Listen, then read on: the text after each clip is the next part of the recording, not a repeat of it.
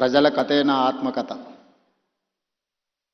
దత్తాత్రేయ గారు ప్రజలతో ఉన్న అనుబంధాన్ని అత్యంత సామాన్యమైన ప్రజలతో, అది గౌలిగూడ గల్లీ కావచ్చు, లేకపోతే రామ్నగర్ బస్తీ కావచ్చు, వారు మహారాజ్గంజ్ మొట్టమొదటిసారి శాసనసభ్యులుగా పోటీ చేసినప్పటి నుంచి మొదలు పెడితే వారు సికింద్రాబాద్ పార్లమెంట్ సభ్యులుగా, కేంద్ర రైల్వే శాఖ మంత్రిగా, అర్బన్ డెవలప్మెంట్ మినిస్టర్గా, హిమాచల్ ప్రదేశ్ గవర్నర్గా, ఈనాడు హర్యానా అత్యంత కీలకమైన రాష్ట్రానికి గవర్నర్గా, వారు గౌలిగూడ గల్లీ నుంచి హర్యానా గవర్నర్గా సుదీర్ఘమైన ప్రయాణంలో ఎన్నో హోదాలను, రాజకీయంగా ఎన్నో ఒడిదుడుకులను చూశారు. కానీ ఏ రోజు కూడా వారు ప్రజలతో సంబంధాలను కోల్పోలేదు.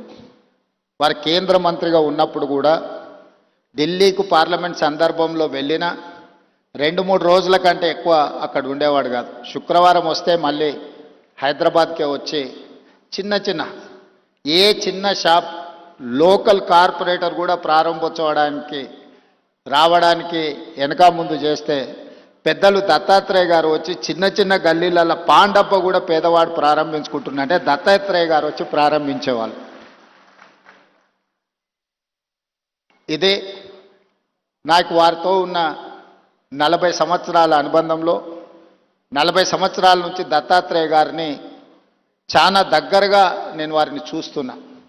ఇంతకుముందు రాణి రుద్రమ్మ గారు చెప్పినట్టు దత్తాత్రేయ గారి కుటుంబంతో, పెద్దలు కిషన్ రెడ్డి గారి కుటుంబంతో నాకు చాలా సన్నిహిత సంబంధాలు ఉన్నాయి. అది అందరికీ తెలుసు. నేమన్నా